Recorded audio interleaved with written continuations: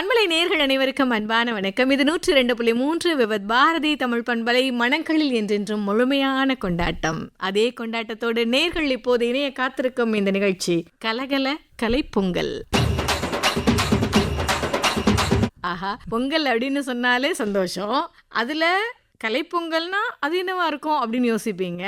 கூடவே இன்னொன்று கேட்டிங்களா, கலகல கலைப்பொங்கல்.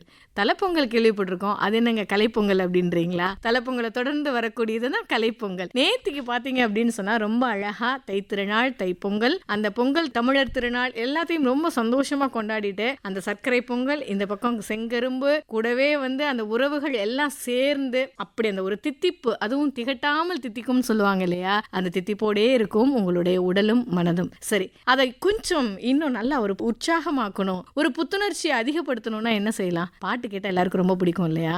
வாங்க, பாட்டு கேட்க மட்டும் இல்லை, கூட சேர்ந்து நீங்கள் பாடவும் போறீங்க. அடா அப்படி என்ன அப்படின்னு கேட்குறீங்களா? பொதுவாக பொங்கல்னு சொன்னோன்னே கிராமத்தை நமக்கு மறக்கவே முடியாது இல்லையா? எத்தனை ஊரில் நீங்கள் பொங்கல் கொண்டாடி பாருங்க, கிராமத்து பொங்கல் கிராமத்து பொங்கல் தான். கிராமம்னு சொன்னால் கிராமிய பாடல் வந்துருமே கூடவே வந்துருச்சு. அப்படிதான் இன்னைக்கு நம்ம நிலையத்துக்கு வந்திருக்காங்க கிராமிய பாடகர் இரா சுரேஷ்குமார். வாழ்த்துக்களோட அவங்கள வரவேற்கலாமா? சார் வணக்கம். வணக்கம் வணக்கம் வணக்கம். எப்படி இருக்கிறீங்க? ரொம்ப நலமா இருக்கிறோம். ரொம்ப மகிழ்ச்சி. எனக்கு எப்பவுமே 102.3 அப்படின்னாலே அந்த நேயர்கள் அவ்வளவு அன்பான நேயர்கள். ஸோ அவங்களுக்காக இன்னைக்கு 102.3 விவித் பாரதி தமிழ் பண்பலை நேயர்கள் அனைவருக்கும் இனிய மாட்டுப்பொங்கல் தின நல்வாழ்த்துக்களை இந்த நேரத்தில் சொல்லிக்கிறேன். நன்றி, வணக்கம். வணக்கம் வணக்கம். அதாவது மாட்டுப்பொங்கல், உழவர் திருநாள், அதே மாதிரி திருவள்ளுவர் தினம், இந்த ஒரு இணைப்பு அப்படின்றது ரொம்ப தமிழ் மாதிரி சுவையான ஒன்று இல்லையா? சுழன்றும் ஏர் பின்னது உலகம், அதனால் உழந்தும் உழவே தலை அப்படின்னு வள்ளுவர் சொல்லியிருக்கிறாரு. அந்த உழவர்களை இன்னைக்கு நம்ம இந்த ஒரு நாள் மட்டும் இல்ல, தினமும் நினைக்கணும்னு சொல்லுவோம். ஆனா இந்த பொங்கலை ஒட்டி பாத்தீங்கன்னா ஒரு வாரம் உழவர்களுக்கும் சரி, அந்த உழவுக்கு துணையாக இருக்கக்கூடிய நம்மளுடைய அந்த காளை, அந்த மாதிரியான ஜீவராசிகளுக்கும் ஒரு உகந்த ஒரு நாள் அப்படின்னு சொல்லுவோம். கண்டிப்பா. பொதுவா எப்பவுமே அந்த ஜீவகாருண்யம் அப்படின்னு சொல்லும்போது எல்லா உயிர்களிடத்தும் அன்பு வேண்டும். அன்பு எப்படி கொடுக்கணும்? நம்ம அன்னைக்கு ஒரு நாள் மட்டும் நீங்கள் சர்க்கரை பொங்கல், வாழைப்பழம், கரும்பெல்லாம் கொண்டு போய் கொடுத்தா சமாதானப்படுத்தும் நீங்கள் நினைக்கக்கூடாது. எப்போவுமே அழகாக நம்ம ஒரு எங்கள் ஊர் பாட்டுக்காரன் படத்தில் நினைக்கிறேன், பாடிக்கிட்டே அந்த ஒரு உயிரினத்தை கவரக்கூடியது என்ன? இசை.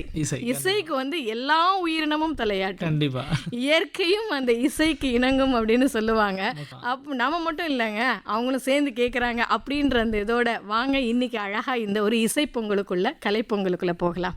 கண்டிப்பா கண்டிப்பா. பொங்கல்னு சொன்ன உடனே கிராமம் ஞாபகம் வரும்னு சொன்னோம். உங்களுக்கு? நானும் கிராமத்திலிருந்து தான் வந்திருக்கிறேன். ஈரோடு மாவட்டம் கோபிச்செட்டிப்பாளையம், தூக்கநாயக்கன் பாளையம் அப்படிங்கிற ஒரு அழகான கிராமத்திலிருந்து வந்த ஒரு மண்வாசனை நிறைந்த பாடகர் தான் நான். எனக்கு வில்லேஜ்ல இருந்து வளர்ந்ததுனால நிறைய பாடல்கள் பாடக்கூடிய அந்த சூழல்ல இருந்த ஒரு அனுபவம் இருக்கு எனக்கு. பொதுவா கிராமத்துல இருக்கிற எல்லாருக்குமே பாடக்கூடிய சூழல் வாய்ச்சிடாது. உங்களுக்கு எப்படி கிடைச்சது? எனக்கு இயற்கையாவே சின்ன வயசுல இருந்தே நான் ஜாலியா சாங்ஸ் எல்லாம் பாடிட்டு இருப்பேன். அப்போ எங்க ஊர் ரொம்ப இயற்கை எழில் மிகவும் கொஞ்சம் அப்படின்னு சொல்லுவாங்க. இயற்கை எழில் கொஞ்சிற ஏரியால இருந்துட்டு எனக்கான ஒரு டேலண்ட் அங்கிருந்து தான் தோன்றுச்சுன்னு சொல்லலாம். நிறைய கோவில்கள்ல சின்ன சின்ன பாடல்கள் எல்லாம் பாட வாய்ப்புகள் கிடைச்சது. அந்த மாதிரி ஆரம்பித்தது தான் என்னோட கலை பயணம். எந்த வயசுல பாட ஆரம்பிச்சீங்க? ஒரு 6 வயது அந்த மாதிரி.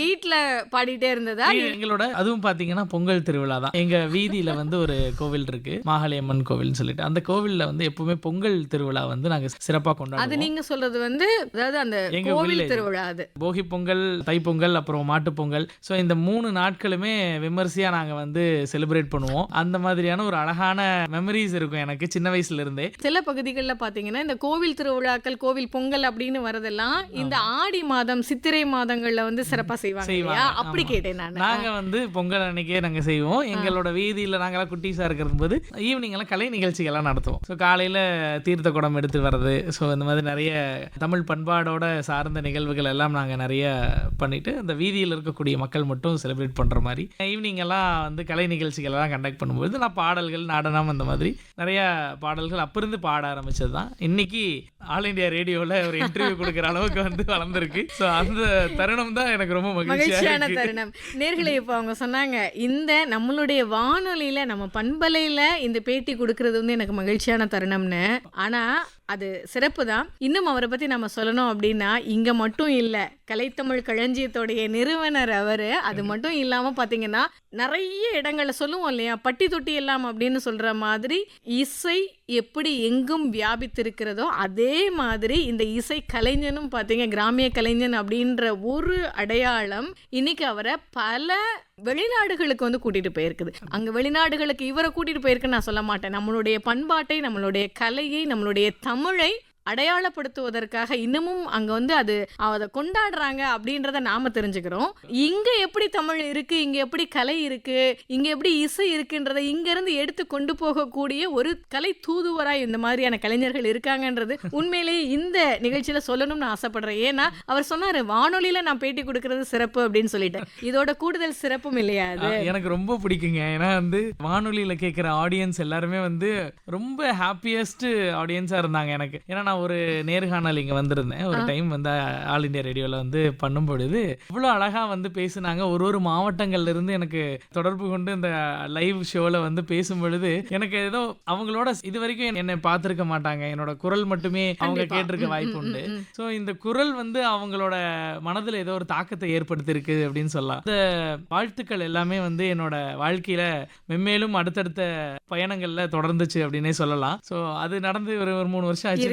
ஸோ அந்த 3 வருடங்களா நான் வந்து அவ்வளோ இன்புட்ஸ் படம். ஏன்னா அவங்கள கொடுத்த அந்த என்கரேஜ்மெண்ட், இந்த தமிழ் பண்பலையோட நேயர்கள் அனைவருக்கும் நான் ரொம்ப நன்றி கடன் பட்டிருக்கேன். ஏன்னா நீங்க இல்லைன்னா இன்னொரு 3 வருஷத்துல நிறைய பாடல்கள் நான் கம்போஸ் பண்ணி உலகம் முழுக்க இன்னைக்கு என்னோட பாடல்கள் குரல் ஒலிக்குது அப்படின்னா இந்த நேயர்களும் ஒரு காரணம். ஸோ இவங்க தான் எல்லாமே. அந்த மாதிரி வாழ்த்துக்கள். அதாவது இன்னைக்குமே நன்றி மறப்பது நன்றென்றன்னு சொல்லுவாங்க இல்லையா, அந்த நன்றி கடப்பாட நீங்க ரொம்ப அழகா இங்க வந்து வெளிப்படுத்தி இருக்கிறீங்க. நம்ம எப்படி தைத்திருநாள் கொண்டாட்டங்கள் எல்லாமே ஒரு நன்றி செலுத்தக்கூடிய திருவிழா தான், பண்டிகை இது. இப்ப நம்ம வந்து இயற்கை, அதாவது முதல் நாள் வந்து கதிரவனுக்கு, அடுத்து இந்த இதே மாதிரியான மற்ற ஜீவராசிகளுக்கு, அடுத்து உறவுகளுக்குன்னு ஒவ்வொரு இந்த ஒரு வார கொண்டாட்டமுமே ஒரு நன்றி மையமா வைத்தே இருக்கக்கூடியது.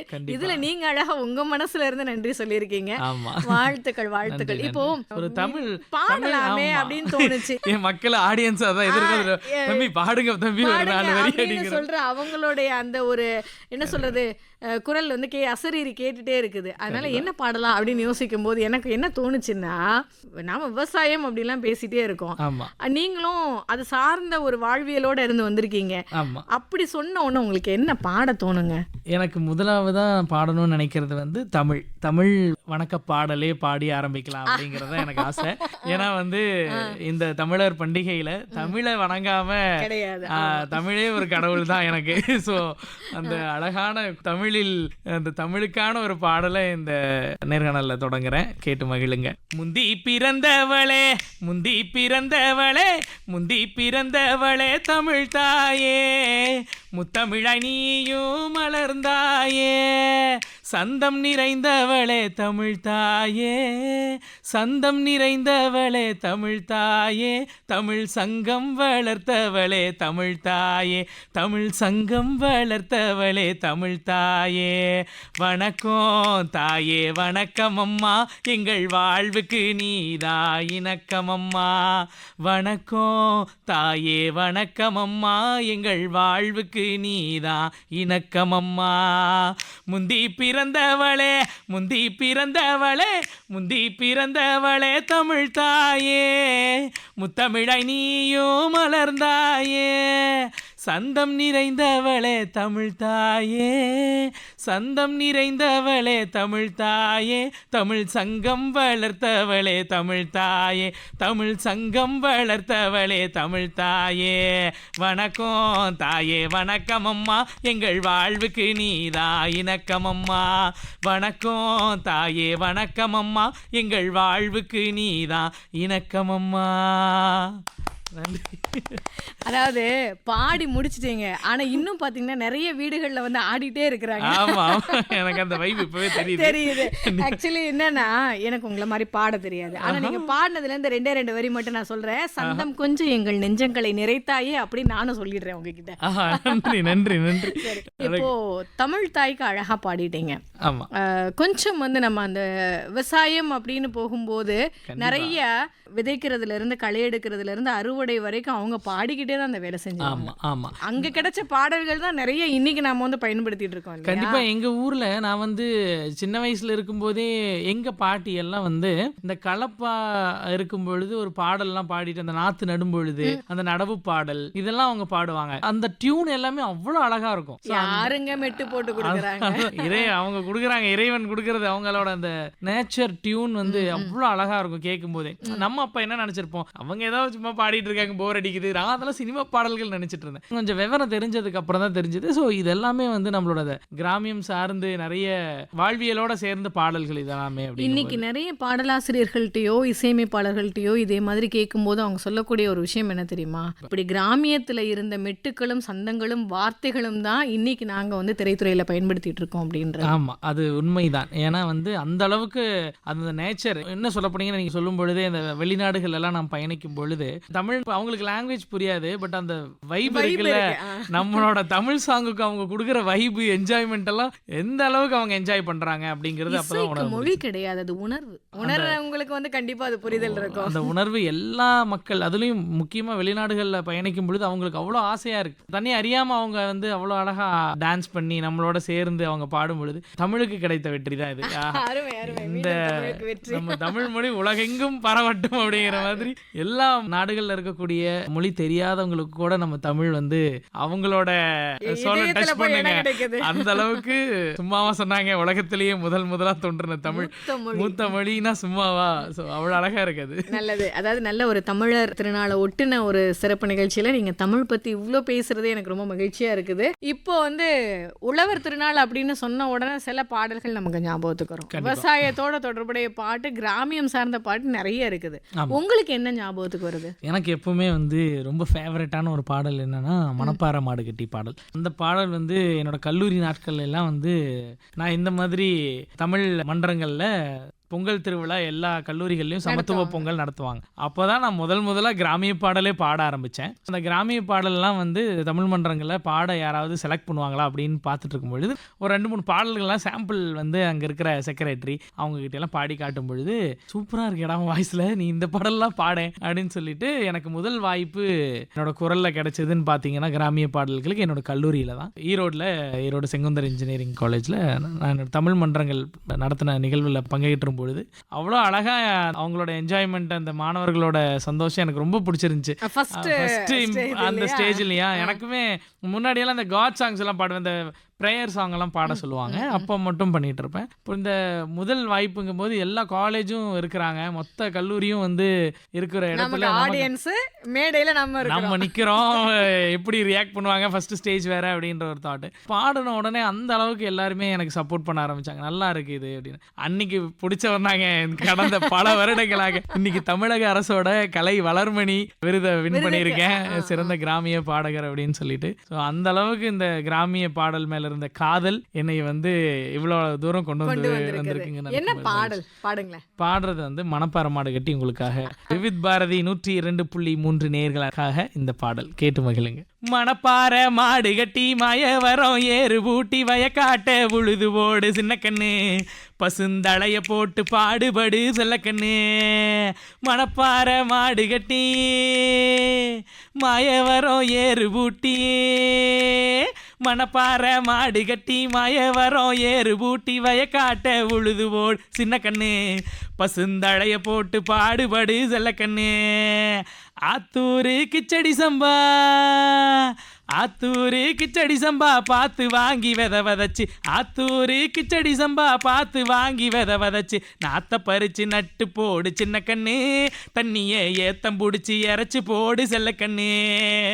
நாத்த பறிச்சு நட்டு போடு சின்ன கண்ணு, தண்ணியை ஏத்தம் பிடிச்சி இறச்சி போடு செல்ல கண்ணு.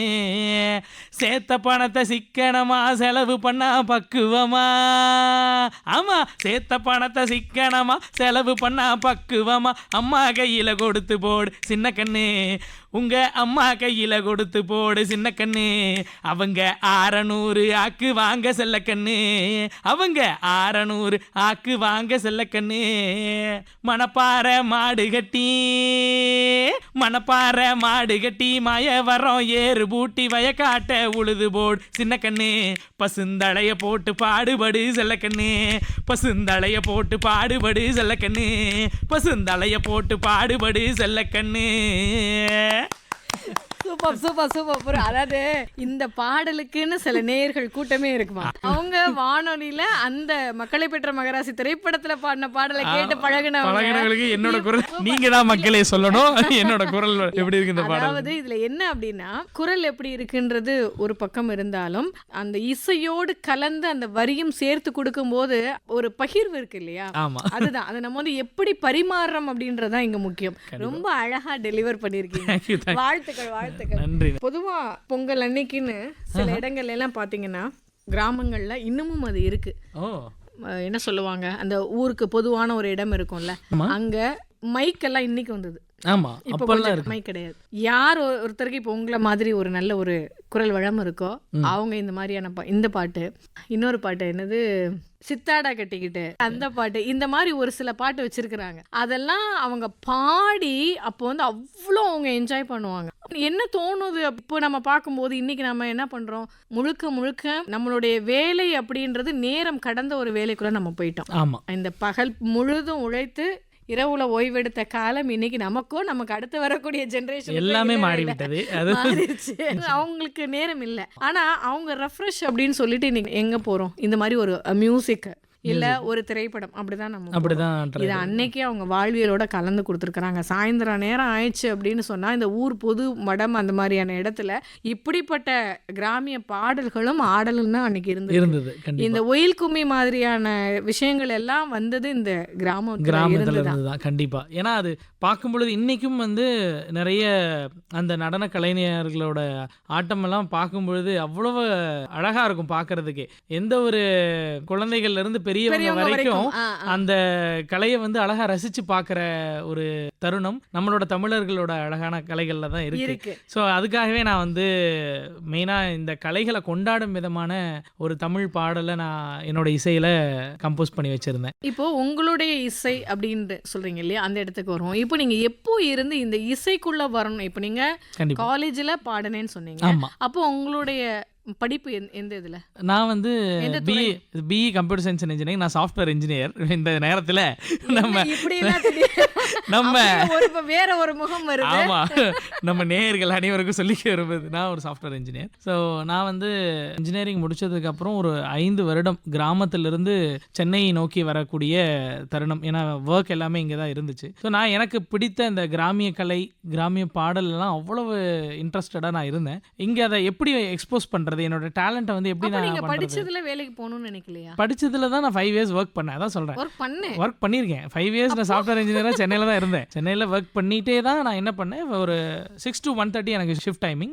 ஏன்னா இங்க வாழ்வாதாரம் ரொம்ப இம்பார்ட்டன்ட். பேரண்ட்ஸை டிபெண்ட் இல்லாம நம்மளோட வேலை இருக்கணும். அதுக்காக ஏன்னா சென்னையில நான் சர்வே ஆகணும். அப்படிங்கும் பொழுது என்னோட செலவுகளை நானே பார்த்துக்கணும். அந்த மாதிரி ஒரு சூழ்நிலை எனக்கு. ஸோ அப்போ நான் ஒர்க்கும் பண்ணிட்டு தான் பண்ணேன். ஏன்னா இது வந்து ரொம்ப முக்கியமா நான் சொல்லக்கூடிய ஒன்று. ஏன்னா பேஷனேட்டடா இருக்கக்கூடிய நிறைய பேருக்கு திறமையை வந்து தொழிலா எடுத்துக்கணும், என்னோட தனித்திறமையை என்னோட முழு நேர வேலையா நான் பார்க்கணும் அப்படின்னு நினைக்கிறவங்களுக்கு நான் சொல்லக்கூடியது என்ன அப்படின்னா, முதலாவதா உங்களுக்குன்னு ஒரு வருமானத்தை ஏற்படுத்திக்கோங்க. அந்த வருமானத்தை வச்சுக்கிட்டு நீங்க உங்களோட திறமையில கான்சென்ட்ரேட் பண்ணி உங்களோட தனித்துவ கலை சார்ந்த நிகழ்வுகள்ல நீங்க பயணம் செய்யுங்க. உங்களுக்கு அதுல எப்போ ஒரு நிரந்தரமான வருமானமோ ஒரு பேரோ புகழோ கிடைக்குதோ அப்போ நீங்க இந்த பார்த்துட்டு இருக்கிற வேலையை நீங்க விடலாம். ஏன்னா இது ரொம்ப முக்கியமான ஒரு விஷயம். ஏன்னா நிறைய பேர் அதை தவற செஞ்சிடறாங்க. ஏன்னா வருமானம் இல்லை அப்படின்னா இன்னைக்கு நம்மளோட கலையே நமக்கு கை கொடுக்காது. அந்த அளவுக்கு நமக்கு சப்போர்ட்டிவா எந்த ஒரு விஷயமும் இருக்காது. உங்ககிட்ட வருமானம் இருக்கு, உங்களாலேயே உங்களை பார்த்துக்க முடியுது அப்படின்னா உங்களால சிந்தனையும் உங்களுக்கு அதிகமா இருக்கும். கலையை சார்ந்து நிறைய நிகழ்வுகளை சிந்திக்கக்கூடிய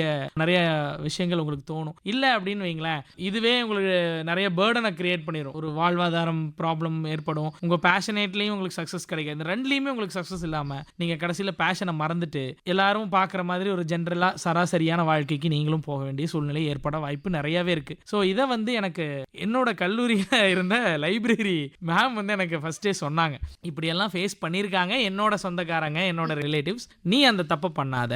நீ என்னோட கல்லூரி ஆசிரியர்கள், பேராசிரியர்கள் எல்லாம் சொன்ன ஒரே விஷயம், எனக்கு காலேஜ் டேஸ்லேயே நிறைய நான் ஓட்டி வாங்கிட்டு கிளம்பிடுவேன். நான் கோயம்புத்தூர்ல இருக்கக்கூடிய நிறைய கல்லூரிகளுக்கு கிராமிய பாடல்கள்லாம் வைப்பாங்க. இந்த பொங்கல் டைம்ல தான், சீசன் டைம்ல கிராமிய கலை திருவிழா இந்த மாதிரி மண்மனம் சார்ந்த நிகழ்வுகள்லாம் நடத்துவாங்க. அப்போ வந்து போயிட்டு நிறைய கிராமிய பாடல்களுக்கெல்லாம் பிரைஸ் வின் பண்ணிட்டு வருவேன். எங்க மேம் அப்போ சொல்லுவாங்க, இதுலயே போயிட்டு இருக்க, படிப்புல கோட்டை விட்டுட்டீங்கன்னா அப்புறம் ஃபியூச்சர் ரொம்ப இதாயிடும்னு சொல்லிட்டு எங்க மேம் ஹெச்ஓடி மேம் ரொம்ப சொல்லுவாங்க இந்த விஷயத்த. நான் அப்போ நல்லா அதை வந்து தெளிவா எடுத்துக்கிட்டு படிப்பில் மெயினாக கான்சன்ட்ரேட் பண்ணணும், ஏன்னா அதுதான் நமக்கு ஒரு முக்கியமான ஒரு விஷயம். ஸோ ஒரு படிப்புன்னு ஒரு விஷயம் இருக்கும் பொழுது உங்களோட பேஷன் எல்லாம் தானாக சக்ஸஸ் உங்களை கொண்டு போய் விட்டுரும். அருமையான ஒரு இடம் நீங்கள் சொன்ன இந்த ஒரு விஷயத்தில்.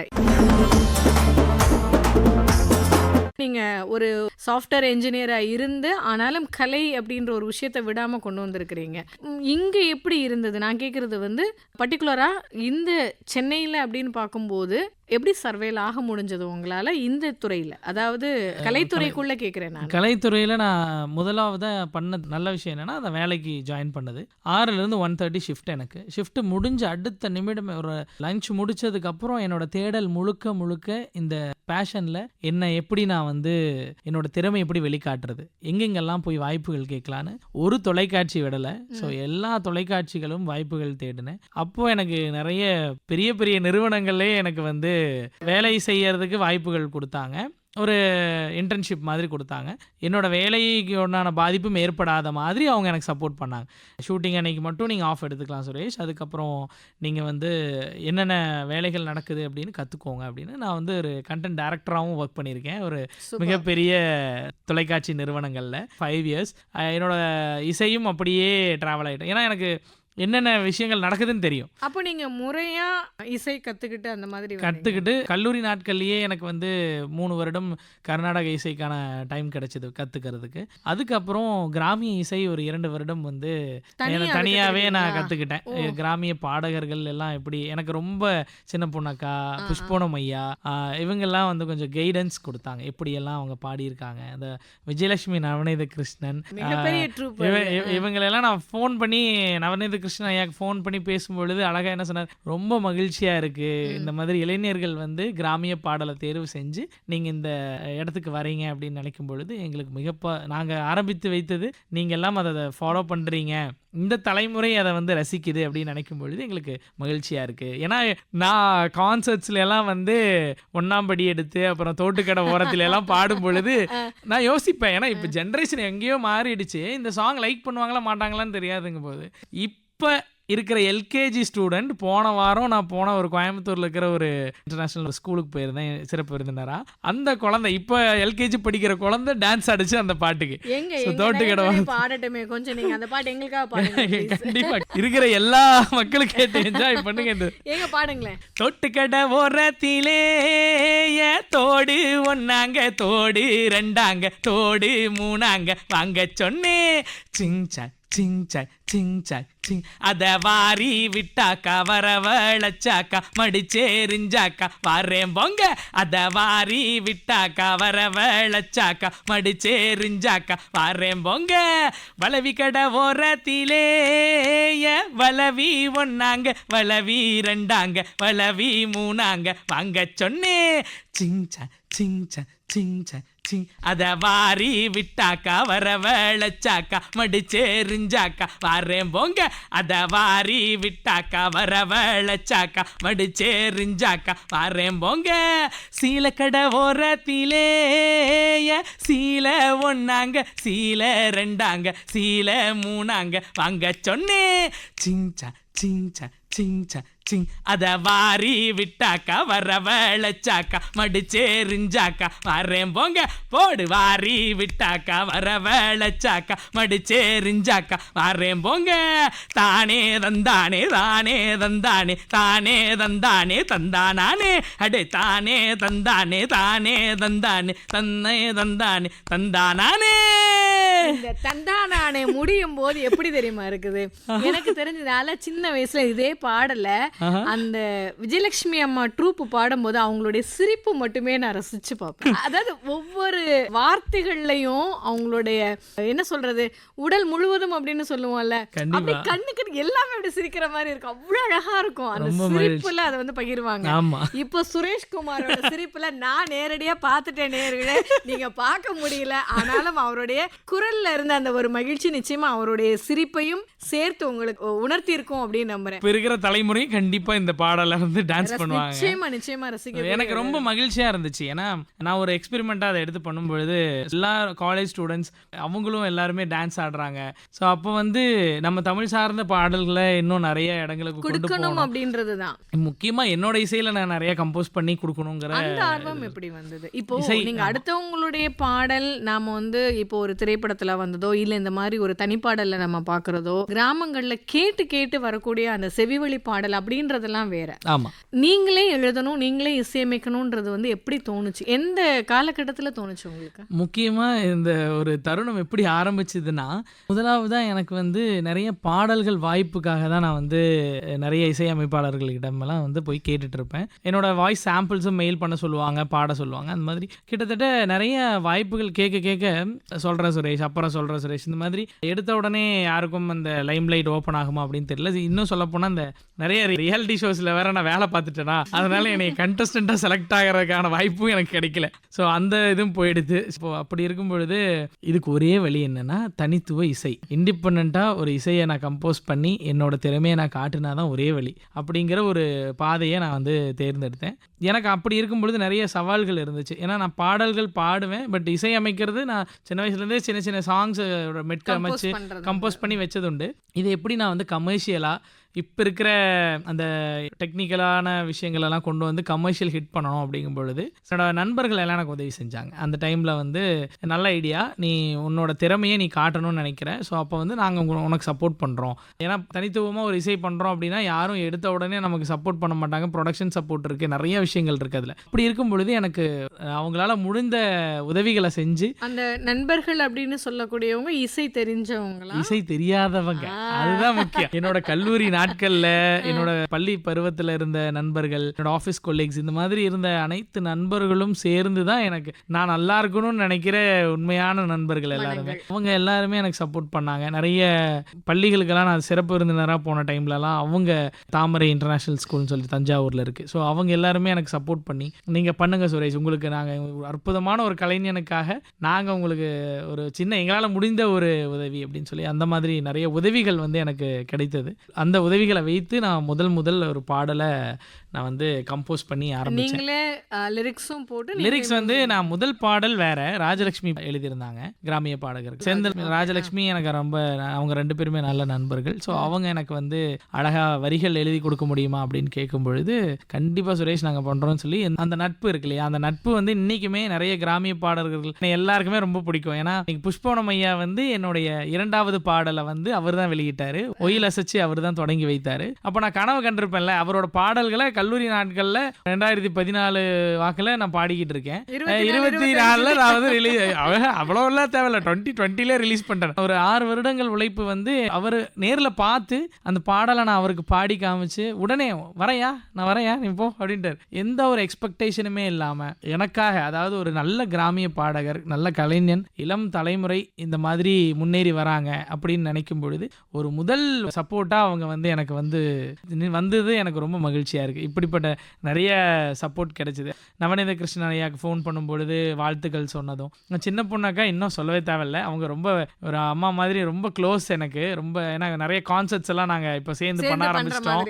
வேல்முருகன் என்ன, அப்புறம் அந்தோணிதாசன், மகாலிங்கம் அண்ணா, இவங்க எல்லாருமே வந்து இப்போ ரொம்ப க்ளோஸ் ஃப்ரெண்ட்ஸ் ஆகிட்டாங்க எனக்கு. ஸோ நிறைய இசை வந்து நானே கம்போஸ் பண்ணுறேன், நிறைய பாடல்கள் அப்புறம் பண்ணும்பொழுது மதிச்சியம்பாலா அவர்கள். ஸோ இந்த மாதிரி கிராமிய பாடகர்களோட சப்போர்ட் எனக்கு எப்போவுமே இருந்திருக்கு. ஏன்னா நிறைய இசைக்கலைஞர்கள் எல்லாருமே அப்படிதான், சில சப்போர்ட் வந்து எப்பவுமே எனக்கு கொடுத்தது உண்டு. ஏன்னா என்னைய எல்லாருக்குமே பர்சனலாக, ஏன்னா நான் ரொம்ப ஹாப்பியாக எல்லாரையும் வந்து பார்ப்பேன், அவங்களோட ஒருத்தரோட இசையும் நான் நானே ஒரு கலைஞனாக இருந்தாலும் ஒரு திறமையான பாடகர்களோ இசை வாசிக்கிறாங்களோ, கல்லூரிகளில் போகும்பொழுது நிறைய குரல்கள், புது புது குரல்கள் நான் கேட்பேன். அந்த குரல் எல்லாம் என்ன ஏதோ ஒரு தாக்கத்தை ஏற்படுத்தும். அவங்களுக்கு ஏதாவது என்னோட இசையில வாய்ப்பு கொடுக்க முடியுமான்னு யோசிச்சு புது புது வாய்ப்புகளை அவங்களுக்கு நான் கொடுத்துட்டு இருக்கேன். ஏன்னா எனக்கு கிடைக்காத ஒரு விஷயம் அவங்களுக்கு அது கிடைக்கணும் அப்படிங்கறதுனால என்னோட இசையில புது பாடகர்களுக்கு நிறைய வாய்ப்புகளை கொடுக்க ஆரம்பிச்சேன். இந்த மாதிரி என்னோட இசை பயணம் ஸ்டார்ட் ஆச்சு. ஸோ அந்த பாடல் நல்ல வரவேற்பு ஏற்படுச்சு. ஒரு தெம்மாங்கு பாடல். என்ன பாடல் முதல் முறையா உங்களுடைய இசையில வந்த பாடல்? கண்டாங்கி சேலை கட்டி அப்படிங்கிற பாடல். ஸோ அந்த பாடல் நல்ல மக்கள் கிட்ட சுரேஷோட டேலண்ட் என்ன அப்படிங்கறத கொண்டு போய் சேர்த்த ஒரு பாடல். சில வரிகள் இந்த பொங்கல் நாட்கள்ல எல்லாரும் கேட்டு மகிழுங்க. பாடுங்க பாடுங்க. கண்டாங்கி சேலை கட்டி கஞ்சாட காட்டிக்கிட்டு எட்டு வச்சு போறாளையா என்னோட வேச்சி, வண்டாடும் சோலையில திண்டாடி நிக்கையில என்னவளை பார்த்ததுமே ஏதேதோ ஆச்சு, யாரும் இல்லா நேரம் புள்ள உன்னை வைக்கும் விரட்ட நான் ஓடி பிடிச்சேன், தந்தானா தந்தான தந்தானே தந்தான தந்தான தந்தானே தந்தான தந்தான தந்தானே தந்தான தந்தான தந்தானே, கண்டாங்கி சேலை கட்டி கஞ்சாட காட்டிக்கிட்டு எட்டு வச்சு போறாளையா என்னோட வேச்சி, வண்டாடும் சோலையில திண்டாடி நிக்கையில என்னவளை பார்த்ததுமே ஏதேதோ ஆச்சு. அதாவது மென்மையும் கொஞ்சம் அந்த ஒரு என்ன சொல்றது, அதுல ஒரு ஆட்டமும் இருக்கும். ஆனா அந்த ஒரு மென்மையும் கலந்து இருக்கும். இந்த ரெண்டும் சேர்ந்த ஒரு பதிவு அப்படின்றது வந்து ரொம்ப ரேரா தான் நம்ம வந்து இதுல பார்க்க முடியும். பொதுவா கிராமிய பாடல் அப்படின்னு சொல்லும் போதே ஆனா இதை இந்த பக்கம் நம்ம பார்க்கும்போது எப்படி தாலாட்டு அந்த தன்மையில இருக்குமோ அதே மாதிரி இது ஒரு வகையான தாலாட்டு. நான் வந்து தாலாட்டு பாடல், அம்மா பாடலும் ஒன்று கம்போஸ் பண்ணேன். என்னோட இசையில 3வது பாடலா நான் தாலாட்டு பாடல் பண்ணேன். அதுவுமே நல்ல ஒரு இந்த மாதிரியான சுச்சுவேஷன்ஸ் தான். ஏன்னா நானே இப்போ ஒரு தனித்துவ இசை கலைஞராக இருக்கிறதுனால என்னால் தனியாக ஒரு ஸ்டோரி எழுத முடியும். அதுக்கான வடிவங்கள் எல்லாமே என்னோட இன்புட்ஸ் இருந்து எனக்கு ஃப்ரீடம் இருந்துச்சு. மெயினாக ஏன்னா அதுக்குள்ளே வேறு யாருடைய தலையிடம் இருக்காது. ஸோ நானே என்னோட க்ரியேட்டிவ் மைண்டோட என்ன டைரக்ஷனும் நானே பார்த்துட்டேன். ஏன்னா நான் ஒர்க் பண்ண எக்ஸ்பீரியன்ஸ் இருந்ததுனால என்னோட பாடல்களுக்கெல்லாம் முழுக்க என்னோட டைரக்ஷன், மியூசிக், சாங்ஸ் எல்லாம் பண்ணுறது எல்லாமே என்னோட. நான் கேட்குறது வந்து இப்போது உங்களுடைய வரி, உங்களுடைய குரல், உங்களுடைய இசை, இந்த 3 சேர்ந்த காம்போ அப்படின்னு ஒரு பெஸ்ட் சாங் இருக்கும் இல்லையா? ஆமா, அது பாடுங்க. என்னோட வரிகள்ல நிறைய பாடல்கள் நான் எழுதியிருந்தேன். அதுலயும் நம்ம தமிழ் கலைகளை எல்லாம் வந்து கொண்டாடும் விதமான ஒரு பாடல் வந்து பண்ணணும்னு ரொம்ப நாள் ஆசை இருந்துச்சு. ஸோ அந்த பாடல் கண்டிப்பா மக்கள் எல்லாரும் கேட்கணும்னு ஆசைப்படுறேன். தமிழ் பண்டிகை மட்டும் இல்லாம தமிழர்களோட எல்லா கலைகளையும் கொண்டாடும் விதமான ஒரு செலிப்ரேஷன் ஆஃப் மியூசிக், அந்த ஒரு கிராமிய பாடல் அப்படிங்கிற மாதிரி. ஸோ கேட்டு மகிழுங்க. அதையும் பாடுங்க. தமிழனை நாமோ ஒன்றாகுவோமே, கலைகளை நாமோ கொண்டாடுவோமே, தமிழனை நாமோ ஒன்றாகுவோமே, கலைகளை நாமோ கொண்டாடுவோமே, தப்பாட்டம் கரகாட்டம் தந்தவரும் நாமே, தாளாட்டம் தாய் போல சொந்தங்களை தானே, மயிலாட்டம் பார்த்து மலர் தூவுவோமே, ஒயிலாட்டம் பார்த்து ஊர்கூடுவோமே, தமிழனை நாமோ ஒன்றாகுவோமே, கலைகளை நாமோ கொண்டாடுவோமே, தப்பாட்டம் கரகாட்டம் தந்தவரும் நாமே, தாளாட்டம் தாய் போல சொந்தங்களை தானே, மயிலாட்டம் பார்த்து மலர் தூவுவோமே, ஒயிலாட்டம் பார்த்து ஊர்கூடுவோமே, சிலம்பம் வில்லோட வாழும் விளையாட காத்திடுவோமே, அடையாளந்தானே கூத்தும் இசையோட தாளம் கை கூட வந்தோமே, நாமோ புலியாட்டந்தானே விளையும் பயிரோட வளரும் கலைதானே, நிலச்சு நிற்போமே கூத்தாடுவோமே, இயலும் இசை கூட எவரும் கலை தேட எலசும் இதை பாட உற்சாகந்தானே, நாடகம் போட்டு நாள் பூரா பார்ப்போம் காதாரத்தானே தெம்மாங்க கேட்போம், தமிழனை நாமோ ஒன்றாகுவோமே, கலைகளை நாமும் கொண்டாடுவோமே, தப்பாட்டம் கரகாட்டம் தந்தவரும் நாமே, தாளாட்டம் தாய் போல சொந்தங்களை தானே, மயிலாட்டம் பார்த்து மலர் தூவுவோமே, ஒயிலாட்டம் பார்த்து ஊர் கூடுவோமே, தந்தானே நானே தனநானே நானே, தந்தானே நானே தனநானே நானே, தந்தானே நானே தனநானே நானே, தந்தானே நானே தனநானே நானே. விளையும் பயிரோட அது இன்னும் வளரும் கலைதானே. அருமையான வரி. அதாவது எல்லா வரிகளுமே இதுல வந்து சிறப்பு. ஏன்னா ஒவ்வொரு சொல்லும் எப்பவுமே அந்த ஒரு எல்லா சொல்லும் பொருள் உடைத்ததே அப்படின்னு சொல்லும் தொல்காப்பியம். வந்து எல்லா சொல்லுக்கும் பொருள் இருக்கு, பொருள் இதாத தமிழ் சொல் அப்படின்றதே கிடையாது. எல்லா சொல்லும் இதுல சிறப்பு. ஆனா இந்த இடம் எனக்கு ரொம்ப பிடிச்சிருந்தது. அது பயிர் எப்படி விளையுதோ அதே மாதிரிதான் நம்ம கலையும் வந்து உண்மையிலேயே அந்த பயிர் வந்து நம்ம பார்த்து பார்த்து கொண்டாடுறோம். கலைகளும் அப்படிதான். இன்னைக்கு பிறந்த குழந்தையும் நம்ம தமிழர்களோட அடுத்தடுத்த தலைமுறைகளுக்கு எடுத்து கொண்டு போயிட்டே இருக்கணும் அப்படிங்கறது நல்ல வரி. அருமையா இருக்குது. அதனாலதான் நான் பர்டிகுலரா திரும்ப ஒருக்கா நான் கேட்டேன். ஏன்னா நான் சரியா தான் கேட்டிருக்கேனா அப்படின்னு. கண்டிப்பா கண்டிப்பா நிறைய பாடல் ஆசிரியர்களும் எனக்காக உதவி செஞ்சிருக்காங்க. ஸோ இந்த பாடல்லையும் ஒரு நல்ல சப்போர்ட்டிவா இருந்தது கல்பனா அப்படிங்கிற ஒரு பாடலாசிரியர். ஸோ அவங்களும் ஒரு சப்போர்ட் இருந்தது. ஸோ நிறைய பெண் பாடலாசிரியர்களுக்கு நான் நிறைய வாய்ப்புகள் கொடுக்குறேன் என்னோட பாடல்களில். ஏன்னா நிறைய திறமை இருந்தும் அவங்களுக்கெல்லாம் வாய்ப்புகள் கிடைச்சிருக்காது. ஸோ நல்ல கிரியேட்டிவான மைண்டடாக இருப்பாங்க. ஸோ அதனால என்னோட இன்புட்ஸ் இருந்தாலும் அவங்களோட இன்புட்டையும் நான் கொஞ்சம் எடுத்துக்கிறீங்க. ஸோ அது ரொம்ப இம்பார்ட்டண்ட்டான விஷயமா இருக்கு. ஏன்னா இப்போ நீங்க சொல்லும் போது எங்களுக்கு தெரியுது இல்லையா, இப்போ கல்பனா அப்படின்ற ஒரு நாட்டுப்புற பாடல் எழுதக்கூடிய ஒரு பர்சன் இருக்காங்க அப்படின்றது வந்து நாங்க தெரிஞ்சுக்கிறோம். அந்த திறமை வந்து எல்லாருக்கும் கொண்டு போய், ஏன்னா ரொம்ப நீங்க பாத்தீங்க அப்படின்னா ஒரு சிங்கருக்கு ஈஸியா அங்கீகாரம் கிடைச்சிரும், ஒரு இசையமைப்பாளருக்கும் சீக்கிரம் அங்கீகாரம் கொடுத்துருவாங்க. ஒரு பாடலாசிரியர்களுக்கு அவ்வளவு கிடைக்குமாங்கிறது எனக்கு தெரியலைங்க. உண்மையா சொல்ல போனா அவங்க தாங்க ஒரு உயிரையே கொடுக்கறது. ஒரு பாடலை இசையமைச்சு அதுக்கு அந்த உயிரோட்டம்னு சொல்லுவாங்கல்ல, ஒரு பாடலுக்கு உயிரோட்டம் கொடுக்கறதே அந்த வரிகள் தான். இதுக்கு நீங்க ஏங்க இவ்வளவு தூரம் யோசிக்கிறீங்க? தருமி சொன்ன மாதிரி தான், சேர்ந்தே இருப்பது புலவரும் வறுமையும்ன்ற மாதிரி எப்பவுமே அந்த நீங்க சொல்ல மாதிரி அந்த எழுத்து அப்படின்னு வரும்போது கொஞ்சம் ஒரு அவங்கள கொண்டாடணும்னு நான் நினைக்கிற ஒரு டைப். ஸோ அதனால போகும் இடமெல்லாம் என்னால் முடிந்த வரைக்கும் என்னோட பாடலாசிரியர்களையும் கொண்டாடணும் அப்படிங்கிற ஒரு தாட் இருக்கு. ஏன்னா அவங்களால தான் இந்த சக கலைஞர்களை வந்து இந்த மாதிரி நீங்க பெருமைப்படுத்தி நீங்க சொல்லும் போது அதை தெரிஞ்சுக்கக்கூடிய வாய்ப்பு எங்களை மாதிரி இருக்கிறவங்களுக்கும் இருக்கு கேட்கும். ஏன்னா இன்னைக்கு நீங்க இந்த எஃப்எம்லயோ நீங்க நிறைய பாடல்கள் கேட்டிருப்பீங்க. இந்த பாடல் பாடினவர் வந்து உங்களுக்கு ஈஸியா ஐடென்டிஃபை ஆயிடுவாங்க. ஆனா இந்த வரிகளை வந்து எழுதுனது யாருன்னு நீங்க தேடி கண்டுபிடிக்கிறதே வந்து ஒரு சில பேர் தான் கண்டுபிடிப்பீங்க. ஏன்னா அது நடக்கக்கூடிய ஒரு விஷயம் தான். அது என்னன்னா அந்த வரிகளுக்குள்ள யாரெல்லாம் டிராவல் ஆறாங்களோ கண்டிப்பா அவங்க மட்டும் தான் தேடுவாங்க பாடல் ஆசிரியர்களை. ஏன்னா இசை ஆட்டோமேட்டிக்கா ஒரு ஆட்டம் போட வைக்கும், நம்மள நம்ம போயிடுவோம். கண்டிப்பா மியூசிக் பா அப்படின்னு கண்டுபிடிச்சிருவோம்.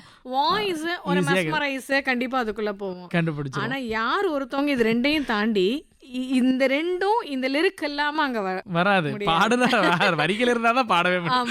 சோ அந்த வரிகள் யார் காரணம்னு தேடுறாங்க பாத்தீங்களா? கண்டிப்பா நல்ல தேடல் தான். அது வந்து எனக்கு ஒரு மேடை கிடைக்கும், அந்த மேடையில நான் சொன்னா அது வந்து போய் சேரும் அப்படிங்கிற ஒரு நாள் நான் யோசிச்சுட்டு இருப்பேன். இந்த மேடை அதுக்கான தருணமா இருந்துச்சு எனக்கு. உண்மையிலே ரொம்ப மகிழ்ச்சியா இருக்குது. ஏன் அப்படின்னு சொன்னா வளரும் கலைஞர். நீங்க ஆரம்பத்துல சொன்னீங்க நான் வந்து வாய்ப்பு தேடி இத்தனை இடத்துக்கு வந்து நான் போயிருக்கிறேன், பல காரணங்களால் அது மறுக்கப்பட்டது, இன்னைக்கு இத்தனை பேருக்கு வாய்ப்பு கொடுக்குறேன்னு சொல்றீங்க. இதுக்கு முயற்சி ஒரு பக்கம், என்னதான் முயற்சி இருந்தாலும் ஒரு ஆர்வமும் அர்ப்பணிப்பும் கண்டிப்பா இருக்கணும். அது ரெண்டும் இருக்கும்போது மட்டும்தான் அங்க முயற்சி வந்து அப்ளை ஆகும். இல்லைன்னா அது அப்ளிகபிளே கிடையாது. பிடித்த வேலைன்னு சொல்லுவாங்கல்ல, அது வேலையை தாண்டி இதுக்கு கலை சார்ந்து ஒரு ஆத்மார்த்தம் எப்போ வருதோ அப்பதான் நம்மளால. எனக்கு இது வந்து ரொம்ப சந்தோஷத்தை கொடுக்குது. வாழ்க்கையில நிறைய பயணங்கள்ல நிறைய பேர் போயிட்டு இருப்பாங்க, அவங்கவுங்களுக்கு நிறைய ப்ராப்ளம்ஸ் என்னென்னமோ இருக்கும். பட் இந்த இசை வந்து அவங்கள கனெக்ட் பண்ணுது. என்ன நான் இலங்கை டிராவல் பண்ணிட்டு இருக்கும்போது ஒரு ரசிகை வந்து எனக்கு ஒரு மெசேஜ் பண்றாங்க, அண்ணா உங்களோட தாலாட்டு பாடல் வந்து எனக்கு அம்மா கிடையாது, பட் உங்களோட பாடல்கள் கேட்கும் பொழுது அவங்க எனக்கு தூங்க வைக்கிற பாக்கியம் கிடைச்ச மாதிரி இருக்கு. இந்த மாதிரி யாருன்னே தெரியாத ஒரு பல்லாயிரம் கிலோமீட்டர் தொலைவில் இருக்கிற ஒருத்தவங்களோட சோல் வந்து என்னோட இசையை டச் பண்ணிருக்கு, என்னோட குரல் ஏதோ ஒரு தாக்கத்தை ஏற்படுத்தியிருக்கு.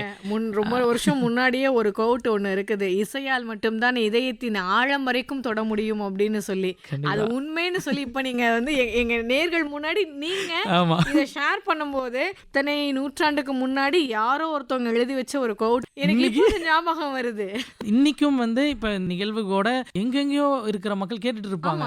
டிராவல் பண்ணிட்டு இருக்கும் பொழுதோ இல்ல ஒரு வேலை செஞ்சுட்டு இருக்கும் பொழுதோ இப்ப இந்த நிகழ்வை பேசிட்டு இருக்கும் பொழுது அவங்க கேட்கும் பொழுது இந்த பாடல்லாம் ஒழிக்கும் போது அவங்களுக்கு ஒரு நிமிஷம் வந்து மறந்துடும் என்ன இருக்கிற பிரச்சனைகள் எல்லாம் மறந்துடும். ஆசுவாசப்படுத்தக்கூடிய ஒரு நேரங்கள் அது எல்லாம் கண்டிப்பா நம்மள ரெஃப்ரெஷ் பண்ணிக்கக்கூடிய ஒரு பெரிய விஷயம் அது. இப்போ நீங்க பயணம் அப்படின்னு சொன்னோன்னு ஒரு கேள்வி ஞாபகத்துக்கு வருது. அதாவது நிறைய இடங்களுக்கு நீங்க போயிருக்கீங்க. எத்தனை நாடுகளுக்கு போயிருப்பீங்க? நான் இது வரைக்கும் ஒரு 4 நாடுகள் போயிருக்கேன். முதலாவது இலங்கை தான். இலங்கை, சிங்கப்பூர், மலேசியா, ஆஸ்திரேலியா. இப்போ நீங்க 4 பகுதிகளுக்கு நீங்க போயிருக்கிறீங்க. ஆமா. இங்க இருந்து இப்ப நம்மளுடைய தமிழ் மண்ணில இருந்து அங்க போகும்போது நம்ம தமிழ் மக்கள் அங்க இருக்காங்க, அவங்களுடைய அழைப்புல நீங்க வந்து போயிருப்பீங்க இல்லையா? அதை தாண்டி நம்ம மொழி பேசுறவங்களை தாண்டி அங்க அந்த வரவேற்பை நீங்க எந்த ஒரு இடத்துக்கு போகும்போது நம்ம ஊரோட ஒரு ஃபீல் இருக்குன்னு எங்கேயாவது ஒரு இடம் நிச்சயமா நம்ம மனசு தொட்டிருக்கும். அது வந்து கண்டிப்பா இலங்கை தாங்க. இலங்கையில நிறைய தமிழ் மக்கள் இருக்காங்க. அவங்க நம்ம தமிழ்நாட்டுல இருந்து வரோம், ஒரு ஆர்டிஸ்ட் வரோம்னாலே அவ்வளவு அன்பு கொடுப்பாங்க. அந்த லவ் இருக்குல்ல, அது ரொம்ப பெரியது. ஸோ அவங்க இன்னைக்குமே வந்து ரொம்ப ரெஸ்பெக்ட்ஃபுல்லா நடந்துப்பாங்க. நம்மளோட கலைகளை அவ்வளவு லவ் பண்ணி ஒருத்தவங்க வராங்கன்னு சொன்ன உடனே அவங்களுக்கு அந்த சந்தோஷம் இருக்குல்ல, அது அளவு கடந்த ஒரு மகிழ்ச்சியா இருக்கும். திறமைக்கு முக்கியமா அங்கீகாரம் கொடுப்பாங்க. திறமையான ஒருத்தருக்கு வந்து அவங்க கொடுக்குற அந்த அன்பு அது ரொம்ப மிகப்பெரிய சந்தோஷத்தை கொடுத்தது. இன்னொன்று மலேசியாவில் சைனீஸ் பீப்புள் தான் அதிகமாக இருந்தாங்க. ஆனால் எனக்கு ஒரு வாய்ப்பு கிடைச்சது. என்னன்னா, ஒரு புத்தரை பற்றின ஒரு பாடலை வந்து இசையமைக்கிற ஒரு வாய்ப்பு எனக்கு கிடைச்சது. ஸோ அந்த பாடலை வந்து நான் இசையமைச்சு பதிவு செஞ்சு செலெக்ஷனுக்கு அமிச்சாச்சு. ஸோ அந்த செலெக்ஷனில் கிட்டத்தட்ட 120 நாடுகள் வந்து அதில் பங்கேற்றிருப்பாங்கன்னு வைங்களேன். அதில் நம்ம இந்தியா அந்த சார்பில் நான் பண்ணது. இந்தியாவிலேருந்து நிறையா பாடல்கள் போயிருக்கு. அதில் எனக்கு ஒரு 1 மந்த் கழிச்சு ஒரு கால் வந்துச்சு, சுரேஷ் உங்களோட பாடல் வந்து தேர்வு செஞ்சுருக்காங்க அப்படின்னு. நான் ஒரே நாளில் இதை வந்து நாளைக்கு கேட்குறாங்க அப்படின்றதுனால நமக்கு டைம் இல்லையே அப்படின்னு சொல்லி அந்த என்ன செஞ்சாலும் 1 நாளோ 10 நாளோ 1 மாதம் கூடி செஞ்சாலும் அந்த உழைப்பு ஒன்று தான். நமக்கு அந்த நாளில் என்ன கற்பனை இருக்கோ அந்த க்ரியேட்டிவ் மைண்டடோடு நம்ம என்ன ஒர்க் பண்ணுறோமோ அதுதான் அந்த இசை வரப்போகுது. இப்போது உடனே அதை ஃபுல்ஃபில்லாக பண்ணணுங்கிற ஒரு ஆர்வம் இருந்துச்சு எனக்கு. அந்த கால் வந்த உடனே ரொம்ப மகிழ்ச்சி. 20 நாடுகள் செலக்ட் ஆகிருக்கு. அதில் நம்ம இந்தியாவில் தமிழ் மட்டும்தான் செலக்ட் ஆகிருக்கு. அதில் உங்கள் பாடல் தான் அப்படின்னா தமிழ் லாங்குவேஜ் செலக்ட் ஆகிருக்கு. அதில் இந்தியாவிலேருந்து போகிறோம் அப்படிங்கும்போது நான் முதல்ல வெளிநாடுகளுக்கு போனேன். அதுதான் முதல் வெளிநாட்டு பயணம் எனக்கு. நம்ம குரல் வந்து உலக மேடையில் எல்லா நாடுகள் பங்கேற்ற ஒரு இதில் நம்ம நாட்டுக்காக நான் வந்து பெர்ஃபார்ம் பண்ண போகிறேன். இங்கே எனக்கு ஒரு நம்ம ஸ்டேட்லேயே எனக்கு சான்ஸ் கிடைக்கலையே அப்படிங்கிற ஒரு தாக்கம் இருக்குல்ல. ஒரு நம்ம ஊர் நேரு ஸ்டேடியம் மாதிரி ஒரு பெரிய ஸ்டேடியமில் நம்ம ஒரு வாய்ப்பே கிடைக்காதவனுக்கு, நிறைய ரிஜெக்ஷன் பார்த்தவனுக்கு முதலாவதாக ஒரு வெற்றி அப்படிங்கிறது என்றைக்குமே ஒரு கலைஞனுமே மறக்க முடியாத ஒரு நிகழ்வு. அதுவும் வந்து என்னை பயணம் பண்ண வச்சு, அது உலக நாடுகளுக்கு பயணம் பண்ண வச்சதில்லை. நீங்கள் ஒரு ஃபெயிலியர் பார்க்குறீங்க, உங்களுக்கு இது வரைக்குமே சக்ஸஸே கிடைக்கல, இவ்வளோ முயற்சி பண்ணியும் எனக்கான திறமைக்கான அங்கீகாரம் கிடைக்கல அப்படின்னு நினச்சிக்கிட்டு இருக்கிறவங்களுக்கெல்லாம் நான் ஒரு விஷயம் சொல்லணும்னு நினைக்கிறேன். வித் பாரதி வானொலி மூலமாக ஒரு நாள் உங்களுக்கான வெற்றி கண்டிப்பாக கிடைக்கும். ஆனால் அதுக்கு நீங்கள் முயற்சிகளை விடாமல் பண்ணிக்கிட்டே இருக்கணும். அந்த முயற்சிகள் மட்டும்தான் உங்களை அடுத்த நகர்வுக்கே கொண்டு போகும். நீங்கள் அந்த ஒரு தோல்வியை பார்த்து நீங்கள் அந்த முயற்சியை விட்டுட்டீங்கன்னா அதுக்கப்புறம் வரக்கூடிய ஒரு வெற்றியை நீங்கள் பார்க்காமே போயிடுவீங்க கடைசி வரைக்கும். அப்புறம் நீங்கள் அந்த தொடர்ச்சியாக நீங்கள் அதுக்கான உழைப்பை ஏமாத்தாம அந்த உழைப்பை நீங்க கொடுத்துக்கிட்டே இருந்தீங்கன்னா கண்டிப்பா ஒரு நாள் வெற்றி உங்களை தேடி வரும்.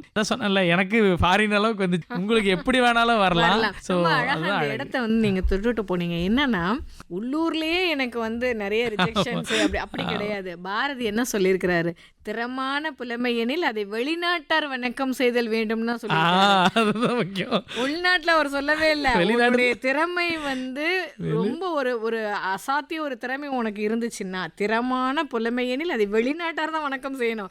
அவன் சொல்லிட்டான். இங்க எனக்கு கிடைக்கல, நீங்க வருத்தப்படவே தேவையில்லை. நீங்க இதுல இன்னொரு விஷயம் எனக்கு ரொம்ப பிடிச்சிருந்தது சுரேஷ். அது என்ன அப்படின்னா, ஒரு நாள் இல்ல, 10 நாள் இல்ல, 1 மாதம் இல்ல, ஆனா அந்த 1 மணி நேரம் கொடுத்தாலும் நம்ம உழைப்பு அங்க முக்கியம். அந்த இடம் எந்த தொழில் செய்யறவங்களா இருந்தாலும் அது முக்கியம். அது முக்கியம் கண்டிப்பா. ஏன்னா அது சில உண்மையா பேர் சொல்லுவாங்க, எனக்கு நேரம் இல்ல, நான் வந்து இவ்வளோ நாள் உட்காந்து நான் முயற்சி பண்ணேன், இவ்வளோ பெரிய ஸ்கிரிப்ட் எழுதுனேன், இல்லை வேற நீங்க வந்து ஒரு ஃப்ராக்ஷன் ஆஃப் செகண்ட்ல கூட வந்து ஆமா நம்மளால முடியும். உங்களோட வாழ்க்கையை மாற்றக்கூடிய தருணமெல்லாம் நடக்கிற வாய்ப்புகள் இருக்கு. இருக்கு கண்டிப்பா. அதாவது கற்பனைக்கு வந்து நேரம், காலம், இடம் அதெல்லாம் கிடையவே கிடையாது. ஒரு கலைஞனுக்கு எங்க இருந்தாலும் எப்படி இருந்தாலும் தன்னுடைய கற்பனையை வடிவமாக்கக்கூடிய ஒரு திறமை இருந்தா போதும். அந்த போட்டியில நம்ம நாட்டுக்கு 2ஆம் பரிசு வின் பண்ணி கொடுத்தேன். அதுதான் இருக்கிறதுலே சிறப்பான விஷயம். அந்த 20 நாடுகள் பங்கேற்றதுல நம்ம நாட்டுக்கு லைவா பெர்ஃபார்ம் பண்ணி நான் 2வது பரிசு வின் பண்ணேன். நம்ம தேசிய கொடியெல்லாம் பறக்கும் பொழுது எனக்கு வந்த ஒரு ஃபீல், லிட்டரலி அங்க உட்காந்து நான் என்னோட கண்களில் இருந்து தானா கண்ணீர் வருது. ஏன்னா ஒருத்தனுக்கு அந்த தோல்விகள் நிறைய பேர் இல்ல வேணாம் அந்த ரிஜெக்ஷன்ஸ் போட்டு நம்மள என்னடா நம்ம பாட்டதை ஒருத்தர் கேட்க கூட மாட்டேங்கிறாங்க அப்படின்ற ஒரு தாட் இருக்கும் இல்லையா. ஸோ நிறைய பேருக்கு அந்த வாய்ப்புகள் கிடைக்காமையே இருக்கு. ஏன்னா சில பேருக்கு லைம் லைட்டுங்கிற ஒரு அழகான ரியாலிட்டி ஷோஸில் பாடக்கூடிய வாய்ப்பு, அதுக்கப்புறம் அவங்களுக்கு வாழ்க்கை தரம் மாறுறது, இதெல்லாம் நடந்து கொண்டு தான் இருக்குது. பட் அதை செலக்ட் ஆகாதவங்களுக்கு, இன்னும் திறமை இருந்து வாய்ப்புகள் கிடைக்காதவங்களுக்கு, அப்படியெல்லாம் இருக்கிறவங்களுக்கு நான் ஒரு எக்ஸாம்பிள். ஸோ அப்படியேப்பட்ட உங்களுக்காக நான் வந்து இன்னைக்கு ஆல் இண்டியா ரேடியோவில் இருந்து உங்கள் மூலமாக பேசிக்கிட்டு இருக்கேன். உங்களுக்கும் இந்த மாதிரியான வாய்ப்புகள் கிடைக்கும். நீங்களும் இதே மாதிரி சிறப்பு விருந்தினராக ஒரு நேர்காணலில் கண்டிப்பாக வருவீங்க அப்படிங்கிறத நான் எதில் சொல்லிக்கிறேன். வாழ்த்துக்கள். வெற்றியை தான் இன்னைக்கு எல்லாருமே கொண்டாடுற விஷயம். நமக்கான திறமையை வளர்த்துக்கிட்டிங்கன்னா ஆட்டோமேட்டிக்காக நமக்கான வெற்றிகள் கிடைச்சிரும். ஸோ நீங்கள் அந்த 3 பேர் தான் வெற்றி அடைகிறாங்கன்னா அந்த 3 பேர் மட்டும்தான் திறமைசாலிகள் அப்படின்னு கிடையாது. ஒரு போட்டியில் வரக்கூடிய எல்லாருமே முயற்சிகள் போட்டாங்க தான். பட் அதில் வெற்றிங்கிறது ஒரு 3 பேருக்கு தான் நம்ம கொடுக்க முடியும். மற்றபடி நீங்கள் வந்து திறமை இல்லை அப்படின்னு உங்களை நீங்களே டம்ப் பண்ணிக்காதீங்க அப்படிங்கிறத சொல்லிக்கிறேன். ஸோ நீங்கள் தான் வந்து முன்னேறி போய்கிட்டே இருக்கணும். ரொம்ப சூப்பரா. உண்மையிலே அந்த கலைப்பொங்கல்ல இருக்கக்கூடிய கலகலப்பா இருக்கு. அதுதான் ஒரு உறவுகளோட சேர்ந்து உட்கார்ந்து அந்த பகிர்தல் இருக்கு பார்த்தீங்களா. அதுவும் இந்த மாதிரி திருவிழா நேரங்கள்ல தான் வந்து எங்கெங்கேயோ இருக்கக்கூடியவங்க எல்லாம் மொத்தமா வந்து சேருவாங்க. அந்த ஒரு பகிர்வு இருக்கும்.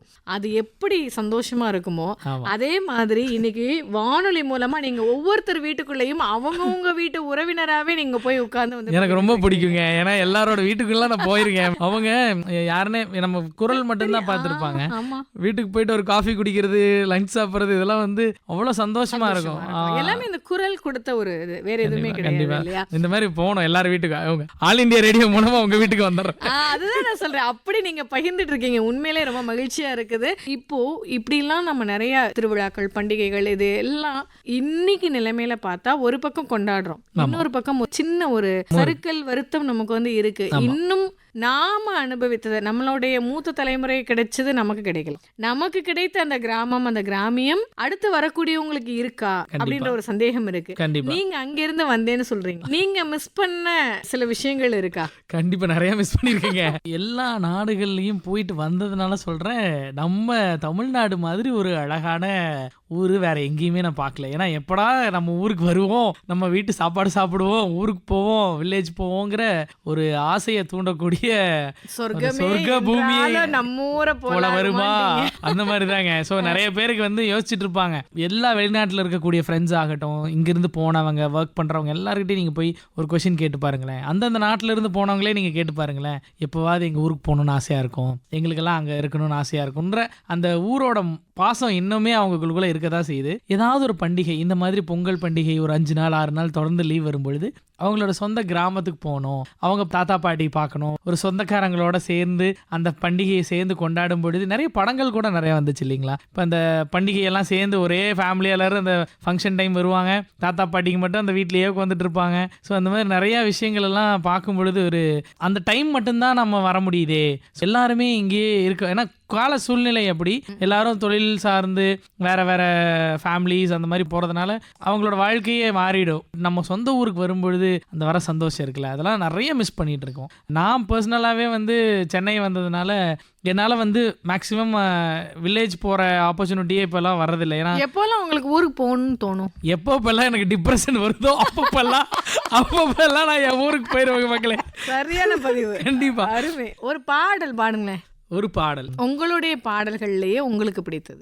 எனக்கு பிடித்த பாடல், நான் வந்து இப்போ ரீசெண்டாக ஒரு பாடல் ஒன்று, ஒரு மெலடி ஒன்று பண்ணியிருந்தேன். இதழ் தூவுமா? அது பண்ணலாமா? பாடுங்க. ஓகே. நீங்கள் இவ்வளோ நேரம் வந்து கிராமிய பாடல், நாட்டுப்புற அந்த ஃபோக் பீச்லேயே நிறைய பாடல்கள் கேட்டிருப்பீங்க. என்னோட நண்பர்கள்லாம் நிறைய மெலடி பாட்டு ஒன்று பண்ணு, உன்னோட குரல் வந்து ஒரு மெல்லிசையில் கேட்குறதுக்கு எப்படி இருக்கும் அப்படின்னு சொல்லும் பொழுது எனக்கு ஒரு நல்ல மெலடி சாங் ஒன்று நான் கம்போஸ் பண்ணியிருந்தேன், இதழ் தூவும் மழை அப்படின்னு சொல்லிட்டு. அந்த பாடல் ரொம்ப எல்லாருக்குமே ஒரு நல்ல சோலை டச் பண்ணுற ஒரு ஃபீலை கொடுத்துச்சு.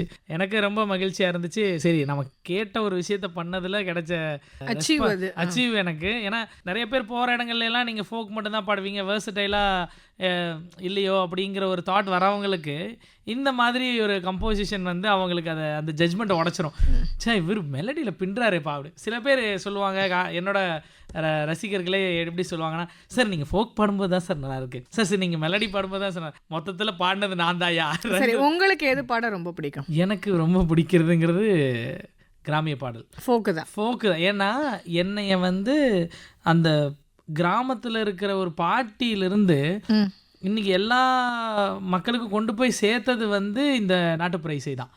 என்னைய கொண்டு போய் சேர்த்த விஷயம் வந்து, ஏன்னா அது மண் சார்ந்து நம்ம பிளட்லயே இருக்கிற ஒரு விஷயம். இன்னைக்கு மெலடி வந்து இருக்காங்க, ஆனாலும் வந்து எல்லாராலும் அது ரசிக்கப்படுமா அப்படிங்கிற, இன்னொன்னு எல்லா நேரங்கள்லயும் ரசிக்கப்படுமான்னு இருக்கு. ஆனா நாட்டுப்புற பாடல் நீங்க எந்த டைம்லயும் கேட்கலாம், எந்த சுச்சுவேஷன்லயும் கேட்கலாம். மக்களோட ஏன்னா நீங்க பிறந்த உடனே இருக்கக்கூடிய அந்த தாலாட்டுல இருந்து ஒப்பாரி வரைக்கும் இருக்கக்கூடிய வாழ்வியல் சார்ந்ததுதான் நம்ம கிராமிய பாடல்கள். ஸோ எல்லா சுச்சுவேஷனுக்கும் வளகாப்புக்கு ஒரு பாட்டு இருக்கு, பொண்ணு வந்து சீர் செய்யறதுக்கு அந்த பாடல் இருக்கு. ஸோ நிறைய ஒரு கல்யாணத்துக்கெல்லாம் பாட்டு இருக்கு. ஸோ அந்த மாதிரி ஒரு சுச்சுவேஷனுக்குமே ஒரு பாடல்கள் இருக்கும் பொழுது, ஸோ அந்த வாழ்வியலோட சேர்ந்து இருக்கிற ஒரு அந்த ஃபோக்கு தான் உங்களுக்கு எனக்கு வந்து மனசுக்கு ஏற்று, அது என்னையே அறியாமல் அந்த வைப்போட பாடுறது. பட் மெலடி வந்து சில ஆடியன்ஸ் வந்து ரொம்ப அந்த ஃபீல் பண்ணி ரொம்ப ஒரு மெலடிக்காக இருக்கிற ஒரு ஆடியன்ஸ் இருப்பாங்க. அவங்களுக்கு அந்த மெல்லிசை மட்டுமே ஒரு காதுக்கு இதமான பாடல்கள் அப்படிங்கிற மாதிரி கேட்கக்கூடியவங்களுக்கும் ஒரு பாடல் என்னோடய இசையில் கொடுத்தேன். அந்த பாடல் இதழ் தூவும் மழை அப்படிங்கிற பாடல் நீங்கள் நிறைய யூடியூப்லேயும் இருக்குது, நீங்கள் போய் சர்ச் பண்ணி ஆல்பம் சாங் இல்லையா, ஒரு ஆல்பம் சாங். ஸோ நீங்கள் கேட்டுக்கலாம். என்னோட கலைத்தமிழ் களஞ்சியம்ங்கிற சேனலில் தான் இருக்குது, நீங்கள் போய் கேட்டு மகிழலாம். அந்த பாடல் இப்போது சில வரிகள்.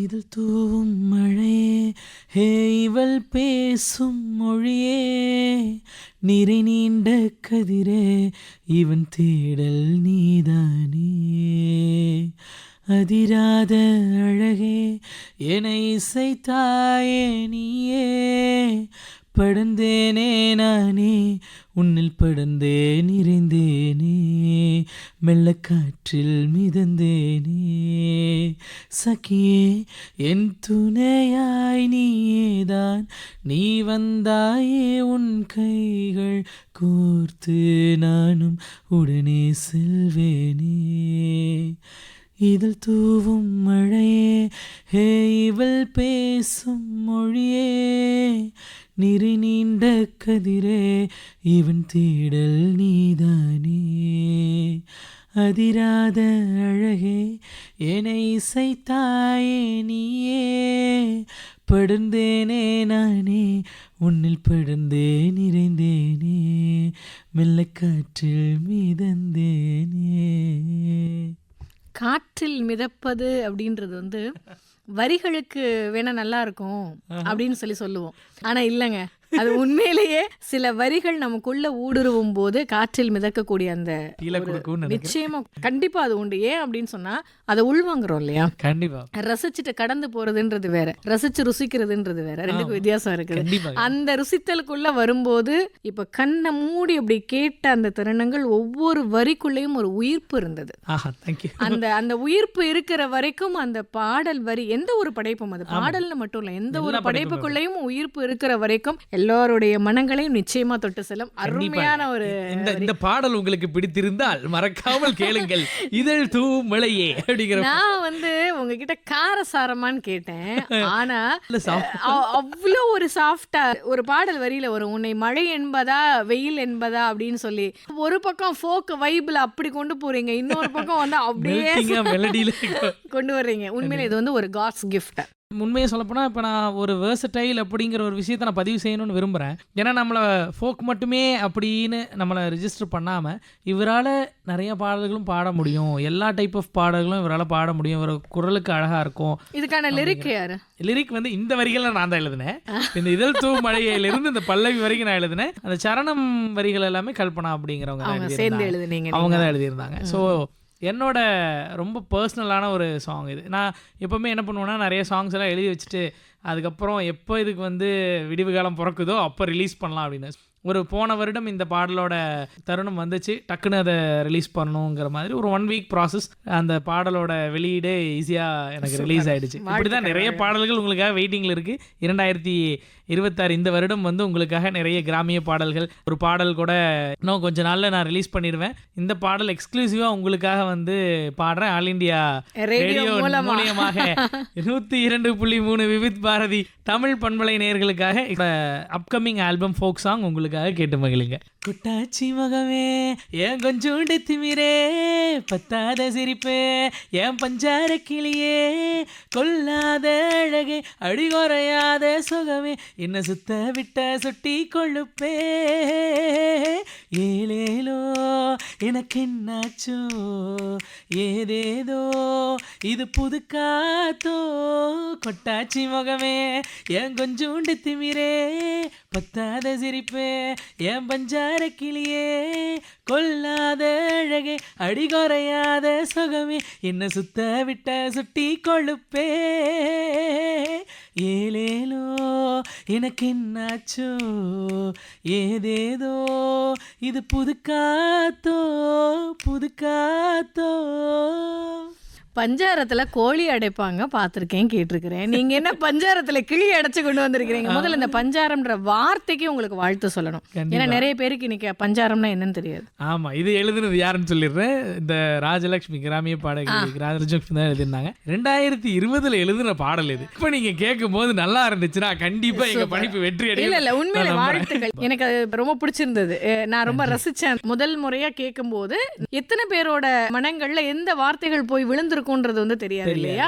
அதுதான் முதல் ரசிகன் நான் தான். முதல் ரசிகன் நான், என்னோட பாடல்களுக்கு நான் தான். சோ அதனால வந்து அது இருக்கணும். ஒரு ரசிகனா நாம இருக்கும்போதுதான் நம்மள விமர்சிக்கவும் நம்மளால முடியும் இல்லையா?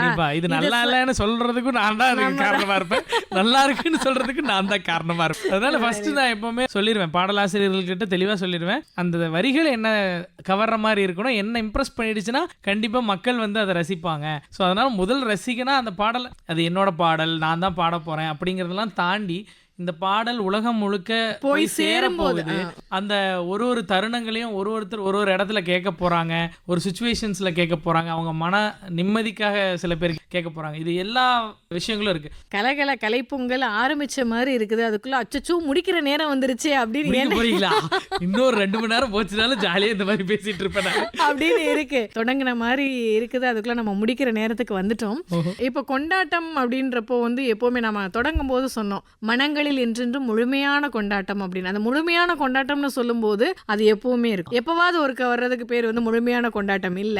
நீங்க என்ன நினைக்கிறீங்க? கண்டிப்பா. இப்ப நம்ம தமிழர்களோட பண்டிகையே பொங்கல் டைம் வந்தா மட்டும்தான் வந்து செலிப்ரேட் பண்றாங்க அப்படிங்கறது எனக்கு மிகப்பெரிய இதா இருக்கு. அங்கங்க வந்து தமிழர்களோட எல்லா மாசமும் நம்ம வந்து செலிப்ரேட் பண்ணக்கூடிய விஷயங்கள் இது எல்லாமே. ஸோ பொங்கல் டைம் நீங்க வேணா பாருங்க, அதர் ஸ்டேட் பீப்புள் கூட நம்மளோட சமத்துவ பொங்கல் கொண்டாடுவாங்க. அன்னைக்கு சாரீஸ், அப்புறம் பொங்கல் ஃபெஸ்டிவல் நடக்கும், காலேஜில் உரி அடிப்பாங்க, பொங்க வைப்பாங்க, எல்லாமே நியூஸ் சேனலில் நம்ம பார்ப்போம், எல்லா ஃபங்க்ஷன்ஸ் எல்லாம் நடக்கும். இதை வந்து மாதம் நடத்தணுங்க. என்னமோ ஒரு நாள் மட்டும் நம்ம செலிப்ரேட் பண்ணுறதுக்காக தமிழர்கள் வந்து இதை கொண்டாடி வச்சுட்டு போவாங்க. நீங்கள் சொல்கிற மாதிரி ஆரம்ப காலகட்டத்தில எல்லாம் பார்த்தீங்கன்னா வாழ்க்கையோடு சேர்ந்த திருவிழாக்களும் பண்டிகைகளும் இருந்தது. மாதம் திருவிழா இருக்கும், பண்டிகை இருக்கும், பகலெல்லாம் உழைப்பாங்க, சாயந்தரம் ஆனால் திருவிழாவுக்கு போவாங்க. அந்த சந்தோஷம் இன்னைக்கு எல்லாமே குறைஞ்சிருச்சு. ஸோ இன்னைக்கு அதை வந்து கல்வி நிறுவனங்களாகட்டும், ஒரு தொழில் நிறுவனங்களாகட்டும், உங்களோட எம்ப்ளாயீஸ்க்கும் உங்களோட ஸ்டூடெண்ட்ஸ்க்கும் உங்களோட மேனேஜ்மெண்ட்ஸ்க்குமே சொல்ல விரும்புறது என்னன்னா, கண்டிப்பாக மாதம் மாதம் ஒரு சின்ன ஃபங்க்ஷன் ஆகுது நம்மளோட தமிழர்களுக்குன்னு நீங்கள் வைங்க அப்படிங்கிறத நான் இந்த நிகழ்ச்சி மூலமாக சொல்லிக்க விரும்புகிறேன். ஒரு சின்ன பேச்சு போட்டி வைங்க, பாடல் போட்டி வைங்க, நம்மளோட தமிழுக்கு உண்டான கிராமிய பாடல் போட்டி, கிராமிய நடன போட்டி, இந்த மாதிரிலாம் வச்சு அவங்களோட கலைத்திறனை வந்து வெளிக்கொண்டு வரதுக்கு. இன்னொன்று நீங்கள் சொல்கிற மாதிரி ஒரு மிகப்பெரிய ஸ்ட்ரெஸ் பஸ்டரும் கூட அது இல்லையா? இதை கொண்டாடும் பொழுது உங்களுக்கே ஒரு ஹாப்பினஸ் கிடைக்கும். பொங்கல் பண்டிகை இன்னைக்கு இந்த ஒரு 5 நாள் மட்டும்தான் நம்ம செலிப்ரேட் பண்ணுறோம். அடுத்த வருஷத்து வரைக்கும் நம்ம தமிழர்களோட பண்டிகையவே கொண்டாட மாட்டோம், வேறு எதையுமே திங்க் கூட பண்ண மாட்டோம். அது வந்து வருஷத்துக்கு ஒரு நாள் தானான்னு கிடையாது, வருடம் முழுக்க நம்ம செலிப்ரேட் பண்ணக்கூடிய அனைத்து விஷயங்களும் நம்ம தமிழர்களோட வாழ்வியல்லே இருக்கு. ஸோ நீங்கள் இதை வந்து மந்த்லி ஜாலியாக ஹாப்பியாக கொண்டு போகும்போது உங்களுக்கு உண்டான மன அழுத்தம் குறையும். நீங்கள் எந்த இடத்துக்கு வர சொன்னாலும் நான் வரேன், வந்து மகிழ்விக்கத்தான் நான் இருக்கேன். ஸோ அதனால் கண்டிப்பாக நீங்கள் எப்போ வேணாலும் என்ன தொடர்பு கொள்ளலாம். ஸோ இந்த மாதிரி நிகழ்வுகள்லாம் எனக்கு ரொம்ப ஆசை நடத்தணும்னு. அந்த செலிப்ரேஷன் எனக்கு வருஷம் ஃபுல்லாக இருக்கணும்னு நினைக்கிறீங்க. இந்த நாளில் கொடுத்துருக்கீங்க. இந்த 1 மணி நேரமும் தொடங்கினதுலேருந்து நிறைவு வரைக்கும் முழுக்க வந்து அந்த நேர்மறை அலைகள் மட்டுமே எங்களை சுற்றி இருந்த அந்த ஒரு ஃபீல் இருந்தது. எப்படி அந்த பொங்கல் அப்படி பால் பொங்கி வரும்போது ஒரு சந்தோஷம் இருக்குமோ அதே மாதிரி மனசுக்குள்ள இருந்து வந்தது. ரொம்ப அழகா ரொம்ப சீராக போச்சு இந்த ஒரு மணி நேரமும். ரொம்ப தெரியலங்க எனக்கு, இன்னொரு 2 மணி நேரம் போனா கூட தெரிய தெரியல எனக்கு இந்த இன்டர்வியூ. ரொம்ப மகிழ்ச்சியா இந்த நிகழ்ச்சி வந்து நாங்க வந்து இதோட நிறைவு செய்கிறோம். வணக்கம், வாழ்த்துக்கள். நன்றி. இவ்வளவு நேரம் இந்த மாட்டுப்பொங்கல் அன்னைக்கு என்னோட பாடல்களும் என்னுடைய நேர்காணலும் கேட்ட அனைத்து 102.3 விவித் பாரதி தமிழ் பண்பலை நேயர்கள் அனைவருக்கும் இனிய மாட்டுப்பொங்கல் தின நல்வாழ்த்துக்களை சொல்லிக்கிறேன். உங்களிடமிருந்து விடைபெறுகிறேன். நன்றி, வணக்கம். இப்படிக்கு சுரேஷ்குமார், கிராமிய பாடகர், இசையமைப்பாளர். நன்றி. சூப்பர். கலகல கலைப்பொங்கல். உழவும் உணவும் உளம் நிறைக்கும் கலையுமாக கிராமிய இசைக்கலைஞர் சுரேஷ்குமார் அவர்கள். எங்கெங்கும் தங்கும் இசை வெள்ளத்தால் பொங்கட்டும் புது பொங்கல். இணைந்திருங்கள் நேயர்களே 102.3 விவித் பாரதி தமிழ் பண்பலையோடு.